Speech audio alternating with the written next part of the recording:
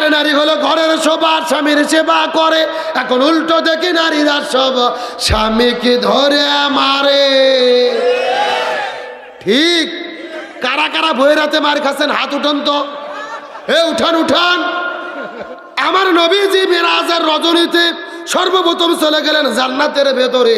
ওই জান্নাতটা পরিভ্রমণ করার পরে, জান্নাত থেকে বের হওয়ার পরে নবীজি যখন জাহান্নামের মধ্যে চলে গেলেন, ওই জাহান্নামে যাওয়ার পরে লক্ষ্য করে দেখে ওই জাহান্নামের ভেতরে হাজার হাজার মহিলাদেরকে আগুন দিয়ে দাউ দাউ দাউ দাউ দাউ দাউ করে জ্বালানো হচ্ছে। এই মহিলাগুলো জোরে জোরে চিৎকার করেছে, চেঁচামেচি করতেছে। আর এই সমস্ত মহিলাদের মাথার ওপরে বসে কিছু কাকগুলো তাদের মাথার মগজগুলো ঠুকুরে ঠুকুরে ঠুকুরে খাচ্ছে। এই দৃশ্য দেখার পর নবীজির মনটা বড় খারাপ হয়ে গেল। জিবরাইলকে জিজ্ঞাসা করে বলেন, হে ভাই জিবরাইল, এই সমস্ত মহিলাগুলো কারা তোমার কাছে জানতে চায়? জিবরাইল ডাকতে বলে, ইয়া রাসূলুল্লাহ, এই মাত্র আল্লাহ তাআলা জানাই দিল আপনার উম্মতের ভেতরে অধিকাংশ মহিলারা জাহান্নামে যাবে। অধিকাংশ মহিলাগুলো যাবে কোথায়? এই কথা শোনার পরে নবীজির মনটা বড় খারাপ হয়ে গেলেন। জিবরাইলকে জিজ্ঞাসা করলেন, হে ভাই জিবরাইল, অধিকাংশ মহিলা কেন জাহান্নামের মধ্যে যাবে বলো তো দেখি। এমন সময় জিবরাইল ডাকতে বলে, ইয়া রাসূলুল্লাহ, অধিকাংশ মহিলা জাহান্নামের মধ্যে যাবে, এর পেছনে অনেকগুলো কারণ রয়েছে।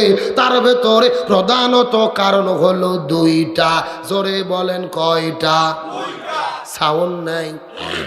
আপনাদের কি কষ্ট হচ্ছে ভাইরা? শেষ করব কি? এই যে আমি বসে আছি একেবারে মাঝখান দিয়ে সোজা, ডান দিকে এক ভাগ, বাম দিকে আর এক ভাগ। আপনারা মুখ বন্ধ করে থাকেন, আপনারা বলেন তো দেখি অধিকাংশ মহিলা জাহান্নামে যাবে, তার পেছনে কারণ হলো কয়টা? আরো জোরে। আপনারা মুখ বন্ধ করেন, আপনারা বলেন তো দেখি অধিকাংশ মহিলা জাহান্নামে যাবে, তার পেছনে কারণ হলো কয়টা? ওরে বাবা, কে রে ভাগ করে দেন, সাউন্ড বাজতেছে। তার মানে আপনি আলসেমি করতেছেন না। এ মুসলমান ভাইরা, গভীর মনোযোগ লক্ষ্য করুন। আর আমি কিছুক্ষণ কথা বলে বিদায় নিয়ে চলে যাব। ডানে যারা আছেন কথা বলবেন, বামে যারা আছেন কথা বলবেন, মঞ্চের চতুর্দিকে যারা আছেন তারাও কথা বলবেন। সবাই মিলে চিৎকার করে বলেন তো অধিকাংশ মহিলা জাহান্নামে যাবে, তার পেছনে কারণ হলো কয়টা? আরো জোরে। জোর হলো না। নবীজি ডাকতে বলে, হে ভাই জিবরাইল, কোন দুইটা কারণে অধিকাংশ মহিলা জাহান্নামের মধ্যে যাবে তুমি একটু দয়া করে বলো তো দেখি। এমন সময় জিবরাইল ডাকতে বলে, ইয়া রাসূলুল্লাহ, এই দুইটা কারণের ভেতরে প্রথম নম্বর কারণ হলো যেই মহিলাগুলো বাড়ি থেকে বের হওয়ার পরে মাথার কাপড়টা ছেড়ে দিয়ে, চুলগুলো ছেড়ে দিয়ে আজরা পাজরা বের করে বেপরদা অবস্থায় রাস্তাঘাটে ঘোরাফেরা করে, এই সমস্ত মহিলাগুলো জাহান্নামের মধ্যে যাবে। তার মানে বোঝা গেল বেপরদা নারী যারা জাহান্নামে যাবে, তারা শূন্যস্থান পূরণ, বোঝেন না? বেপরদা নারী যারা। আচ্ছা, পর্দার মিছিল করতে কি আপনাদের ভয় লাগতেছে? এমন সাউন্ড দেবেন আপনার বউ যেটি বস থেকে ওয়াজ শুনতেছে, ওই প্যান্ডেল যেন সাউন্ড পার হয়ে যায়। ওরা যেন বুঝে পারে যে কিছু মরদ আজকে প্যান্ডেলে আছে। এ রাজি আছেন? বেপরদা নারী যারা, বেপরদা নারী যারা। বেপরদা নারী তো নীলফামারী জেলার নেই। না না, এই এলাকাতে একেবারেই নেই। আছে বুলবুল ভাই, আছে। আমি কি কিছু বলবো? নীলফামারী জেলার মা বোনদের ধরন বলিতে লাগে শরম। সকালবেলা, আরে সকালবেলা বরকা পরে, বিকালবেলা ওড়না নাই। দাদা ভাই, ডিজিটাল দেশ বুঝি এটাই। দেখবেন সকালে এমন ভাবে বরকা পরেছেন আর কোনো বুদ্ধি, আর বিকেলে বরকা তো দূরের কথা, শরীরে ওড়না পর্যন্ত থাকে। আর ওড়না যদি আমার দিকে তাকান, এইভাবে হাতের মধ্যে ওড়না নিয়ে শুধু পেঁয়াজ চাই, পেঁয়াজ চাই, পেঁয়াজ চাই, একেবারে পেঁচে পেঁচে দড়ির মতো সেকন করে সাপের মতো বানাইয়া চকলেট বানাইয়া গলার মধ্যে ঢুকে দিয়ে পেছন দিক দিয়ে ফেলে দেয়। আচ্ছা বলেন তো, পেছনে ঢাকার কি কোনো কিছু আছে? এটা পর্দা না বাটপারি? আরে নারী হলো ঘরের শোভা, স্বামীর সেবা করে। এখন উল্টো দেখি নারীরা সব স্বামীকে ধরে মারে। ঠিক। কারা কারা বইয়ের হাতে মার খাচ্ছেন হাত উঠান তো। উঠান উঠান। একজনও নাই, সব তো আল্লাহর ওলি। সবার বউ রাবিয়া বস্ত্রী, ফাতেমা তো জহুরা ফাতেমা। হাসার জন্য বলিনি ভাই। অধিকাংশ স্বামী দিনে কিংবা রাতে বইয়ের কাছে মার খাইয়ে বসে আছে, কিন্তু লজ্জাতে বলে না।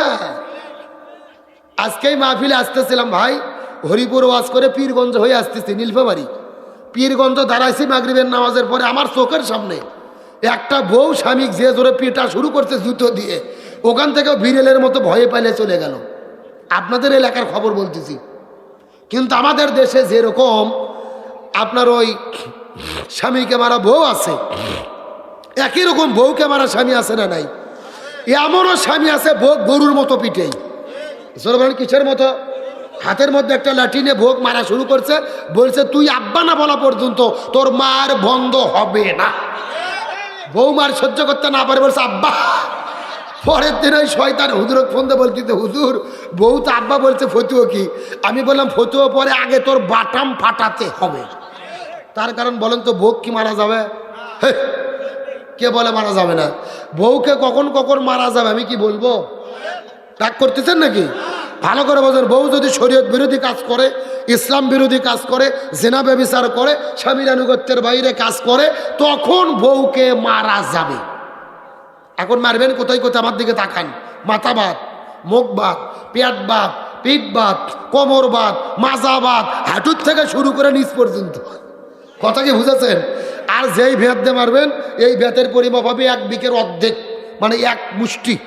এই ওয়াজ আমি গত 6 বছর আগে গাইবান্ধা জেলাতে করেছি। একটা যুবক লাভ জোটে বলতেছে, হুজুর 1 মুষ্টি ধরবো কি আর মারবো কি? তখন আর একজন বলতেছে, হুজুর ধরার পরে যদি কোনো মতো মাথা বার হয়ে থাকে, ওই মাথা দিয়ে ঘুরতে দেবো হুজুর। এরকম বাটপার আছে না নাই? ও তাও ভোগ মারবে। এখন বলেন তো, ভোগ মারলে কি বউ ঠিক হবে? না। রসুল বলেছেন মহিলাদের সৃষ্টি করা হয়েছে বাম পাঁজরের বাঁকা হাড় দিয়ে। এখন বাঁকা হাড়ক যদি হাঁটুতে পারে সোজা করতে চান, সোজা হবে? ভেঙে মুচকে যাবে। অতএব বউদেরকে মেরে নয়, ভালোবাসা দিয়ে সোনা ময়না কলজে টিয়ে পাখি ময়না পাখি বলে আপন করতে হবে। জোরে বলেন সুবহানাল্লাহ।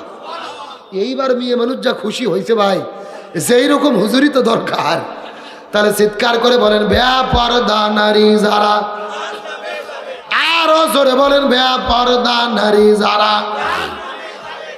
এই কথা শোনার পরে নবীজির মনটা বড় খারাপ হয়ে গেলেন। জিবরাইলকে জিজ্ঞাসা করে বলেন, হে ভাই জিবরাইল, অধিকাংশ মহিলাগুলো 2টা কারণে জাহান্নামের মধ্যে যাবে। এর মধ্যে 1 নম্বর হলো বেপরদা নারী, 2 নম্বর কারা জাহান্নামের মধ্যে যাবে বলো তো দেখি? জিবরাইল ডাক দিয়ে বলে, ইয়া রাসূলুল্লাহ, 2 নম্বর হলো ওই প্রকার মহিলাগুলো যেই মহিলাগুলো স্বামীর খেদমত করে না, স্বামীর কথা মতো চলে না, স্বামীর আনুগত্য করে না। এই সমস্ত মহিলাগুলো জাহান্নামের মধ্যে যাবে। তার মানে বোঝা গেল স্বামীর অবাধ্য স্ত্রী যারা জাহান্নামে যাবে। আমার কথা কি বুঝতেছেন না? চিৎকার করে বলেন বেপরদা নারী যারা, স্বামীর অবাধ্য স্ত্রী যারা। এই জন্য আমার নবীজি হাদিস শরীফের মধ্যে বলেন, মহিলাদের জন্য 4টা আমল করতে হবে। জোরে বলেন কয়টা? এই 4টা আমল যদি কোনো মহিলা করতে পারে, আল্লাহ তাদের জন্য 8টা জান্নাতের দরজা খুলে দেবে। যেই দরজা পছন্দ ওই দরজা দিয়ে তারা জান্নাতের মধ্যে চলে যাবে। 1 নম্বর নামাজ, 2 নম্বর রোজা, 3 নম্বর স্বামীর খেদমত, 4 নম্বর পর্দা। 1 নম্বর নামাজ, 2 নম্বর রোজা, 3 নম্বর স্বামীর খেদমত, 4 নম্বর পর্দা। এই 4টা আমল যদি কোনো মহিলা করতে পারে, আল্লাহ তাদের জন্য 8টা জান্নাতের দরজা খুলে দেবে রে। যেই দরজা পছন্দ ওই দরজা দিয়ে তারা আল্লাহর জান্নাতে চলে যাবে।